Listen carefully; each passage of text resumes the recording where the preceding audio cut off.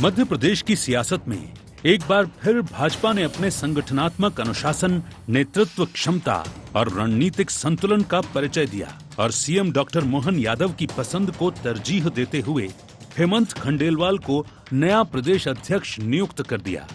इसके लिए पार्टी आला कमान ने डॉक्टर मोहन यादव के लिए ग्रीन कॉरिडोर बनाया, जिससे खंडेलवाल का निर्विरोध निर्वाचन हुआ। प्रदेश अध्यक्ष बनते ही हेमंत खंडेलवाल ने कार्यकर्ताओं को स्पष्ट संदेश दिया कि पार्टी में अनुशासन सर्वोपरि रहेगा और जो दाएं बाएं होगा उसे दिक्कत होगी। पार्टी के हर कार्यकर्ता को काम और सम्मान मिलेगा। वे संगठन को और मजबूत बनाने की दिशा में काम करेंगे। हेमंत खंडेलवाल बने एमपी बीजेपी के अध्यक्ष। सीएम डॉक्टर मोहन यादव की पसंद को तरजीह। पहले ही दिन पढ़ाया अनुशासन का पाठ। अनुशासन से भटके तो होगी कार्यवाही। पार्टी में हर कार्यकर्ता का होगा सम्मान। कांग्रेस ने लगाया परिवारवाद का आरोप। भारतीय जनता पार्टी की एक स्वस्थ परंपरा है कि सभी कार्यकर्ता मिलके कोई निर्णय करते हैं और कोई निर्णय हो गया तो उसे सब कार्यकर्ता मानते हैं। एक अनुशासित पार्टी है। मेरा आगे प्रयास रहेगा आने वाले समय में मध्य प्रदेश का संगठन और ऊंचाइयों पे छुए। चुनाव प्रभारी धर्मेंद्र प्रधान और चुनाव अधिकारी विवेक शेजवलकर ने मध्य प्रदेश भाजपा के नए अध्यक्ष के रूप में हेमंत खंडेलवाल के नाम की घोषणा कर उन्हें प्रमाण पत्र दिया। इसी दौरान सीएम डॉक्टर मोहन यादव ने कहा कि हेमंत खंडेलवाल के निर्वाचन के साथ संगठन पर्व पूर्ण हो रहा है। उन्होंने कहा कि सभी ऋतुओं में हेमंत ऋतु का आनंद ही अलग है। हम दुनिया की सबसे बड़ी पार्टी के कार्यकर्ता हैं और हेमंत खंडेलवाल के नेतृत्व में मध्य प्रदेश बीजेपी नई ऊंचाइयों को छुएगी। प्रदेश के अंदर आज हम अपने लगभग पूरे अंचल के अंदर जिस ताकत के साथ लगातार जीतते जा रहे हैं, ये जीत केवल विचार की जीत नहीं, ये राष्ट्रभक्तों के प्रति समर्थन की जीत। मुझे मालूम है वर्षा ऋतु चल रही है, लेकिन आज हेमंत ऋतु का समय आया। वर्षा ऋतु पे भारी हेमंत ऋतु पड़ी है। मेरी अपनी ओर से बधाई। जहां एक ओर बीजेपी प्रदेश में संगठन को नई ऊर्जा देने की बात कर रही है, तो वहीं दूसरी ओर कांग्रेस ने हेमंत खंडेलवाल को लेकर बीजेपी पर परिवारवाद का आरोप लगाया। कांग्रेस के वरिष्ठ नेता और पूर्व मंत्री पीसी शर्मा ने कहा कि बीजेपी में परिवारवाद गहराता जा रहा है और हेमंत खंडेलवाल के चयन से ये स्पष्ट भी हो गया है। हेमंत खंडेलवाल जी बैतूल से सांसद रहे हैं और विधायक रहे। इनके पिताजी भी सांसद रहे, इनके दादा भी सांसद रहे, तो ये परिवारवाद चला है। नाम आया, चिट आई और मुख्यमंत्री जी ले गए उनको मंच पर, ये अध्यक्ष हो गए। कोई चुनाव नहीं। बहरहाल हेमंत खंडेलवाल को कमान मिलने के साथ ही बीजेपी में एक नए युग की शुरुआत हो गई है। सालों से सत्ता पर काबिज बीजेपी के नवनियुक्त प्रदेश अध्यक्ष हेमंत खंडेलवाल के सामने अब एक बड़ी चुनौती है। संगठन में अनुशासन और कार्यकर्ताओं में भरोसा बनाए रखना और आगामी चुनावों के लिए एक सशक्त और एकजुट टीम तैयार करना और हर कार्यकर्ता तक पार्टी की सोच और योजनाएं पहुंचाना। वहीं कांग्रेस इस नियुक्ति को परिवारवाद का प्रतीक बताकर बीजेपी को घेरने की कोशिश कर रही है। अब देखना ये होगा कि अनुभव और संगठन की पकड़ के बल पर हेमंत खंडेलवाल विपक्ष के आरोपों को कितना मजबूती से जवाब देते हैं और मध्य प्रदेश में बीजेपी को एक बार फिर संगठित नेतृत्व की दिशा में कैसे ले जाते हैं। Bureau report, IND 24।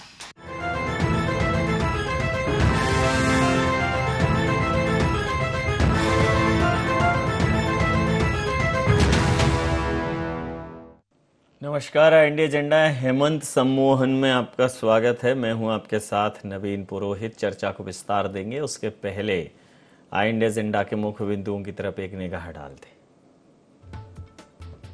नए प्रदेश अध्यक्ष की ताजपोशी से कितना बदलेगी भारतीय जनता पार्टी? क्या खंडेलवाल का अनुभव पार्टी को देगा नई दिशा?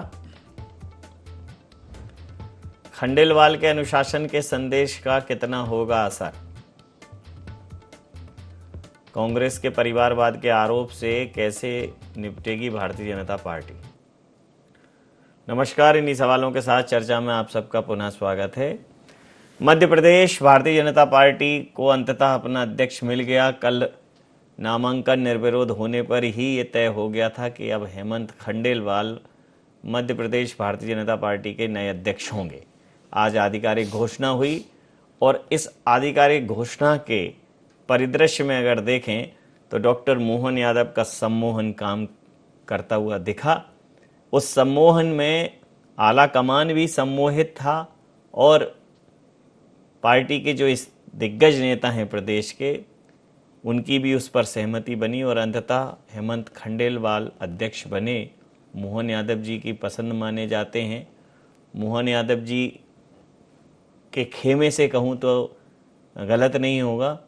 तो अब सत्ता और संगठन एक समन्वय के साथ चलेंगे। लेकिन पहले ही दिन खंडेलवाल जो अध्यक्ष हैं उन्होंने स्पष्ट किया कि अनुशासन उनकी प्राथमिकता रहेगी। कोई भी दाएं बाएं होगा तो उसको इसके परिणाम भुगतने पड़ेंगे। बाकी पार्टी हर कार्यकर्ता का मान सम्मान रखेगी। तो जिस प्रकार से मध्य प्रदेश भारतीय जनता पार्टी के अध्यक्ष पद को लेकर एक लंबी समय से ऊहापोह की स्थिति थी, वो स्थिति समाप्त हो गई। अब एक नया अध्याय भारतीय जनता पार्टी के सामने है। कुछ सवालों के साथ कि जो वी.डी. शर्मा जी ने, जिन्हें शुभंकर प्रदेश अध्यक्ष कहा जाता है, उनकी अब क्या नई भूमिका होगी। प्रदेश में कई बड़े दिग्गज नेता हैं। कैलाश विजयवर्गीय जी हों, नरोत्तम मिश्रा जी हों, प्रहलाद पटेल जी हों, राकेश सिंह जी हों, इन सब के साथ खंडेलवाल जी को तालमेल बनाना पड़ेगा। तो कैसे बनाएंगे? बहुत ऐसे सवाल हैं। इन सवालों के अलावा कांग्रेस के अपने सवाल हैं। कांग्रेस कह रही है ये परिवारवाद नहीं है तो क्या है। चुनाव अधिकारी उनके पिता भारतीय जनता पार्टी से, प्रभारी उनके पिता, स्वयं अध्यक्ष जी उनके भी परिवार के लोग भारतीय जनता पार्टी से जुड़े रहे हैं। तो ये परिवारवाद नहीं है तो क्या है। परिवारवाद की कोई अलग परिभाषा होती है।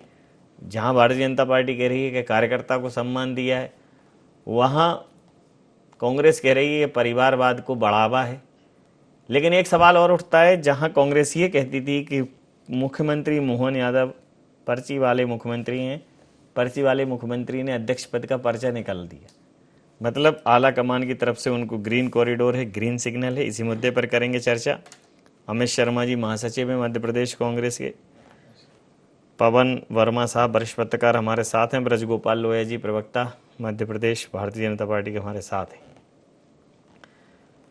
तो सीधा सवाल अमित जी, परिवारवाद क्यों लग रहा है कांग्रेस को?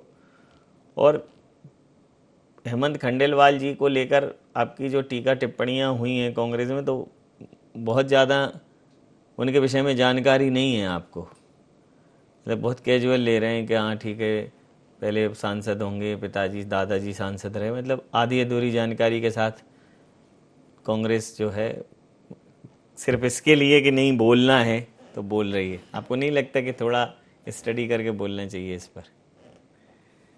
देखिए नवीन जी, आज और कई बार कांग्रेस ये कहती गई कि जो परिवारवाद का आरोप भारतीय जनता पार्टी लगाती है मध्य प्रदेश में, पूर्व में चाहे कैलाश सारंग जी के लड़के विश्वास सारंग हो या कैलाश जोशी जी के लड़के दीपक जोशी जी हों या उज्जैन के नरेश कैलाश जी के लड़के आकाश जी हों या थोड़ा सा ऊपर चले जाएं तो राजनाथ जी के लड़के पंकज जी हों, ये शायद परिवारवाद से बाहर हैं भारतीय जनता पार्टी के चश्मे से।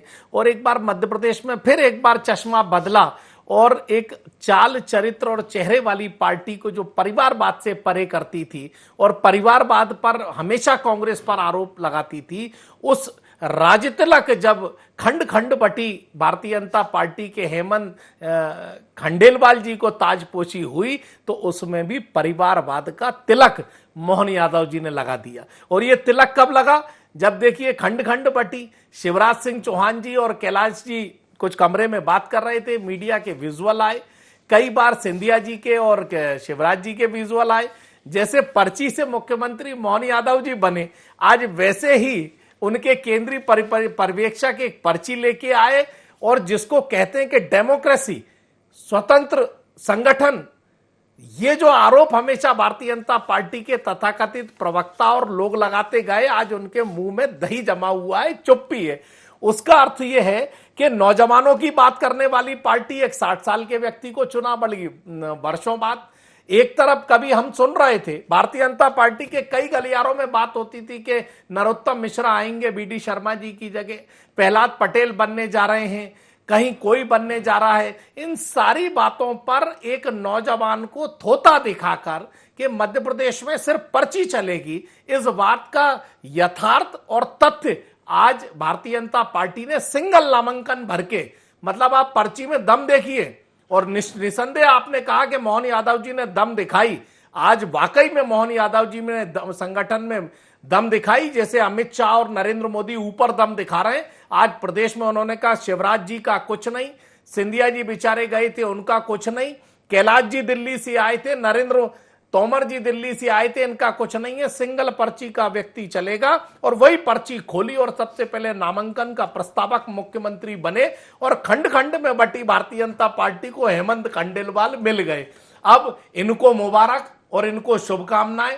भगवान करे कि हेमंत खंडेलवाल जो उनकी सत्ता में 20 वर्ष की मोहन सरकार के नेतृत्व में जो अभी की सत्ता चल रही है, जो भ्रष्टाचार से आतपोत है, अनुसूचित जाति जनजाति और आदिवासियों को लात जूते, कर्मचारियों को पिटाई और तमाम जो भ्रष्टाचार का आडंबर चल रहा है, उस पर सत्ता के साथ कैसे संगठन तालमेल बनाएगा, ऐसी खंडेलवाल जी को बधाई।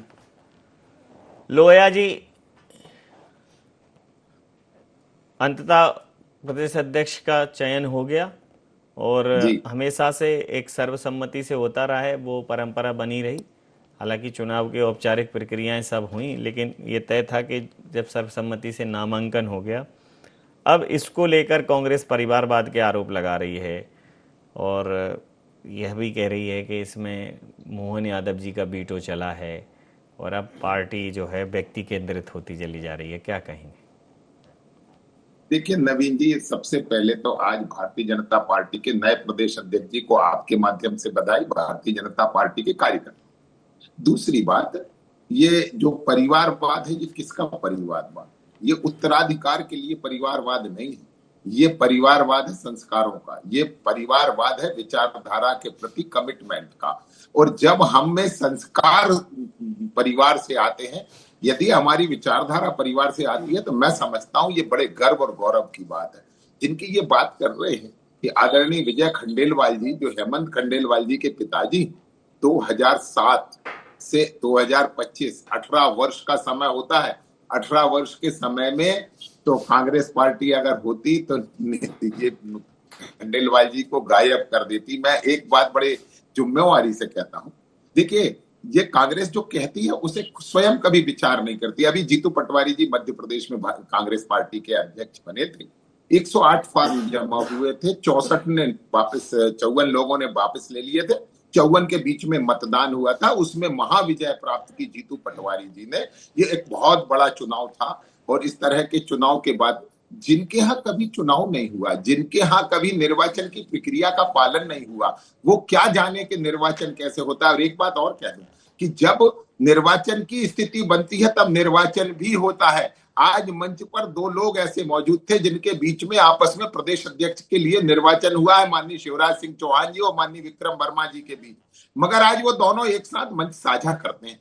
और आज जिस प्रसन्नता से हमारे निवर्तमान अध्यक्ष माननीय वीडी शर्मा जी ने जो अपना दायित्व उन्हें सौंपा है हेमंत खंडेलवाल जी को, क्या कभी कांग्रेस में इस दृश्य की संभावना है कि जिस दिन से जीतू पटवारी जी बने हैं उस दिन से कमलनाथ जी तो जाते नहीं है, जिस दिन कमलनाथ जी बने थे उसके पहले अरुण यादव जी ने तब छोड़ दिया था।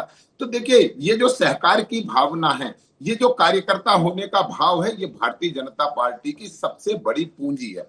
एक बात और कि जो आपने अपनी रिपोर्ट में कहा था कि हम हेमंत खंडेलवाल जी के नेतृत्व में पार्टी को कौन सी दिशा मिलेगी, कहां तक पार्टी जाएगी, पार्टी को दिशा मिली हुई है। पार्टी आज शिखर पर है। हेमंत जी के पास सबसे बड़ी जिम्मेवारी है कि जैसा हम कहते हैं कि शिखर पर पहुंचना उतना कठिन नहीं होता जितना कठिन शिखर पर बने रहना होता है। आज मध्य प्रदेश में भारतीय जनता पार्टी का संगठन बूथ समितियों के मामले में 99.99% है और उसके साथ साथ 59% से ज्यादा वोट भारतीय जनता पार्टी को 2024 के लोकसभा चुनाव में मिले हैं।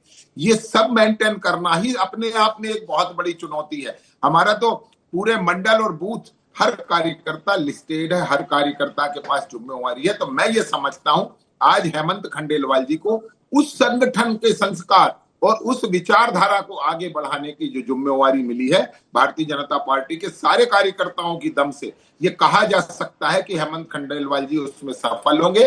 और एक बात और कह दूं नवीन जी, कांग्रेस पार्टी को इसमें इतना दिमाग इसलिए नहीं लगाना चाहिए कि कांग्रेस पार्टी का संस्कार और भारतीय जनता पार्टी का इसमें आपस में कोई तालमेल नहीं है। आप देख रहे हैं जिन जिन जिलों में कहीं रायशुमारी हो गई है उन जिलों में टेंट का पूरा सामान नहीं लौट रहा है, 50% लौटता है, 50% दोबारा सुनता हूं आपको।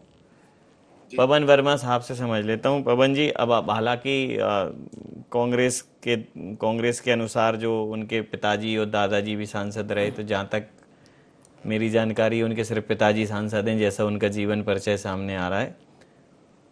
हालांकि कांग्रेस में बहुत लोगों के दादाजी सांसद रहे हैं, तो थोड़ा कांग्रेस को रहता है मेमोरी में ऐसा होगा अब चेतन अवस्था में।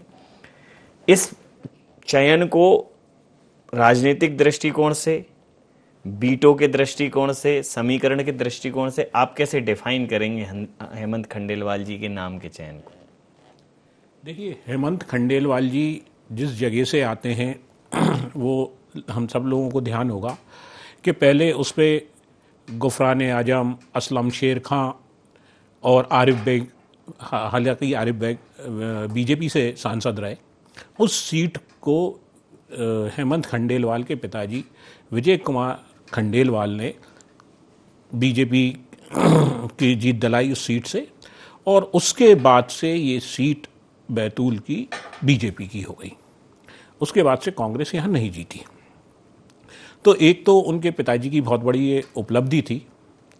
दूसरा, क्योंकि हेमंत खंडेलवाल लोकसभा का चुनाव लड़े बाय इलेक्शन, जब उनके फादर का देहांत हो गया उसके बाद वो बैतूल जिले के अध्यक्ष बने, तो उन्होंने संगठन की शुरुआत बैतूल से कर दी थी।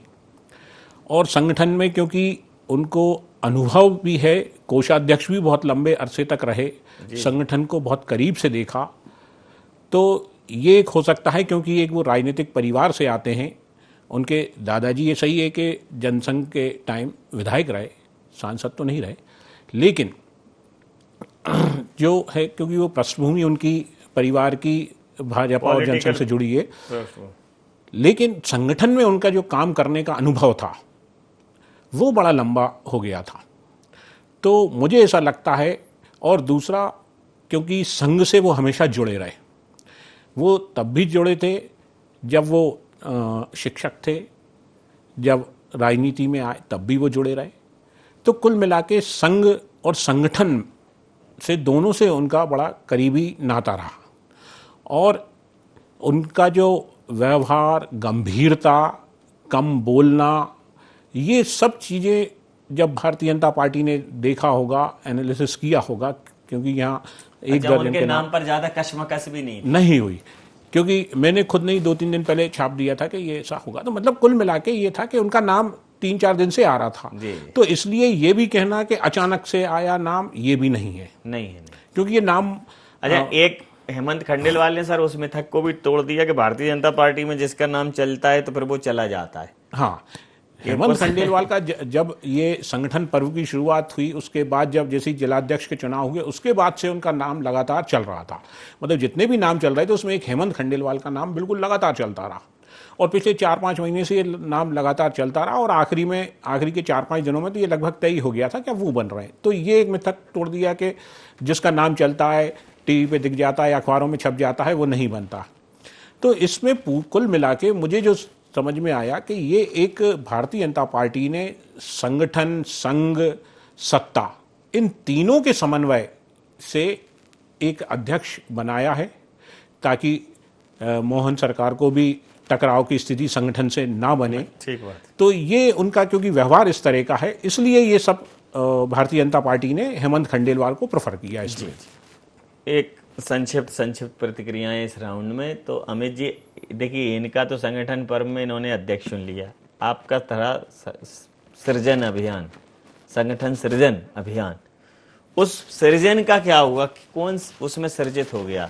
उसमें तो लक्ष्मण सिंह जी सरीखा व्यक्तित्व विसर्जित हो गया। ठीक कहा। देखिए, जो पार्टी गाइडलाइन से बाहर जाएगा उसका विसर्जन तो निश्चित है। ये भारतीय जनता पार्टी के साथ थोड़ी है कि चर्चा करते रहो और विचार करते रहो, चीजें करते रहो। अगर चर्चा ही होती, और ये आप देखिए कि भारतीय जनता पार्टी जो कहती थी कि जो सोच लेती है वो लगातार कर देती है, तो 6-8 महीने लग गए बीडी शर्मा जी को चेंज करने में। तो इससे अंदर से आप मंथन और सृजन समझ रहे होंगे कि भारतीय जनता पार्टी में कितना सृजन चल रहा है और कितना मंथन हो रहा है। तो वो मंथन के कारण ही भारतीय जनता पार्टी के पहले मंडल के चुनाव हो गए, उसके रिजल्ट आ गए, फिर कुछ मंडल और कमंडल बच गए, फिर आपस में कमंडल मंडल बजने लगे। तो अब इससे पता चला कि क्या स्थिति बन गई। तो भारतीय जनता पार्टी जवाब नहीं दे पा रही। आए दिन आपके चैनल पे और तमाम चैनलों पे प्रवक्ता कहते थे भारतीय जनता पार्टी के, बस बहुत शीघ्र हमारा अध्यक्ष आ रहा है, बस बहुत शीघ्र हमारा अध्यक्ष आ रहा है। वो शीघ्रता से इसलिए हो गई देर क्योंकि इन्हें जो लगातार कमंडल मंडल बज रहे थे उसका सारांश नहीं मिल रहा था। अब रही, मेरे वरिष्ठ पत्रकार ने कहा अभी, हमारे पवन भैया ने, कि इनको संगठन हुआ। मैं माफी के साथ कहता हूं, निसंदेह वो सांसद रहे, विधायक रहे, उम्र के अनुसार एक लंबा अनुभव होगा, लेकिन मैं इनके अनुभव को भारतीय जनता पार्टी के अनुभव के आधार पर बताना चाहता हूं। जब महाकौशल की बैठक हुई तो महाकौशल की बैठक में इन्होंने, खंडेलवाल जी ने कुछ टिकट के लिए विचार विमर्श करा और कहा उस पैनल को, तो उनके उस बिंदु को, उस पैनल को, मैं आपके चैनल से आने से पहले एथेंटिक खबर लेके पढ़कर आ रहा हूं कि उनके उस जो बताए हुए टिकट जो बैतूल के आसपास के थे उस तक पर उनका विचार करने के लिए नहीं कहा। और शिवराज सिंह चौहान और अरे तब की बात और है, अब की बात और है। काम पढ़े कछु और है, काम कढ़े कछु और। नहीं, रहमान भावर के पर अभी वो सरताज हैं नवीन जी, इसीलिए मैंने कहा कि तब एक सांसद और विधायक ने कहा होगा, अभी पवन जी ने कहा कि उन्हें बड़ा संगठन का अनुभव था। तो ये संगठन के उनके अनुभव को आप कई बार लोया जी, भूरिया जी और खंडेलवाल जी का नाम तो मैं बीडी शर्मा जी से पहले सुन रहा था कि ये बनने वाले हैं। लोया जी बताएंगे। तो आज आते आते इतनी देर लग गई, 60 साल के हो गए, लेकिन नौजवान अगर बनाते तो मैं समझता हूं कि इस प्रदेश का भी भला होता और नए नौजवान जो प्रदेश पर आंखें लगी थी। हुजूर आते आते तो क्या कहें, लाते लाते बहुत देर कर दी। हालांकि आप लाते लाते हो तो उसमें लातें बातें चलती नहीं है, ना तो लातें चलती हैं ना बातें चलती हैं, जूतम पैजार भी नहीं होती है। अभी तक अच्छा है, अब ये दबाव में है या अनुशासन के प्रभाव में है, ये ईश्वर जाने। लेकिन आपका संगठन पर्व बन गया क्योंकि मुखिया मिल गया। इनका भी सृजन चल रहा है, संगठन सृजन अभियान, और उस सृजन अभियान में कांग्रेस जो है भारतीय जनता पार्टी को चैलेंज दे रही है कि आप जिन रीति नीतियों की बात करते थे, हम तो अपनी रीति नीतियों का सृजन कर रहे हैं, लेकिन आप जिन रीति नीति सिद्धांत और निष्ठाओं की बात करते थे उनका आप विसर्जन कर रहे हैं। क्या कहें? देखिए नवीन जी, भारतीय जनता पार्टी तो निरंतर का राजनीतिक दल है, हमारी एक निरंतरता है। संगठन का सृजन हमारे लिए कोई एक समय नहीं है, इसलिए तो हम चुनाव होता है तो उसे पर्व कहते हैं। बाकी तो हमारी टैगलाइन फिक्स है जो हमें अपने पुराने अध्यक्षों ने दी है कि संगठन गढ़े चलो सुपंथ पर बढ़े चलो। हमें तो लगातार वह करते रहना है। हाँ, ये चिंता उन्हें होनी चाहिए, ये कांग्रेस को वाजिब है। नवीन जी, मैं लहसुन, मैं आपको एक बात बताता हूँ, मैं लहसुन प्याज नहीं खाता हूँ। बहुत सारे घरों में जब मैं जाता हूं तो वो ये पूछते हैं कि ये बिना लहसुन प्याज के सब्जी कैसे बन सकती है। तो उसी तरह कांग्रेस है, उन्हें संस्कार, संगठन और ये हमारा विचार, ये उनकी समझ के बाहर है, क्योंकि उनके यहाँ कुर्सियां टूटना, मंच का फिसलना, नेताओं का नाराज होना, किसी का नीचे आकर बैठ जाना, किसी की प्रतिज्ञा ले लेना कि मैं पद नहीं लूंगा, कभी प्रतिज्ञा ले लेना कि मैं कुर्सी पे नहीं बैठूंगा, तो ये उनके यहाँ निरंतरता है। मगर हमारे यहाँ तो भारतीय जनता पार्टी को कितना भी आप किसी तरह से देख लीजिए, मगर उसका अंतिम प्रतिक्रिया के साथ और उसकी विचारधारा स्थायी है। अंतिम प्रतिक्रिया के साथ चर्चा समाप्त करूंगा। सर, एक तो हेमंत खंडेलवाल जी के सामने आप क्या चुनौतियां देखते हैं वर्तमान की, साथ में क्या अब प्रदेश कार्य समिति में भी आपको बदलाव देखने को मिल सकता है?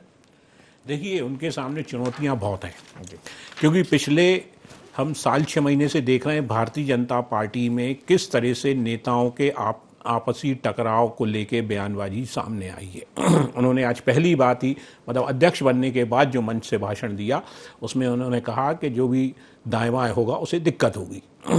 तो सबसे बड़ी चुनौती यह है कि छोटे नेताओं के साथ तो हो सकता है कि उन्हें दिक्कत होगी दाएं बाएं में, बड़े नेता सागर का एक है, एक विधायक विंध्य के हैं, और भी कुछ ऐसे हैं, इनके साथ जब ये दाएं बाएं हो रहे थे तो अभी तक कुछ नहीं हुआ है। अब आगे क्या होगा, इस तरह की चुनौतियां तो उनके सामने हैं अभी जी।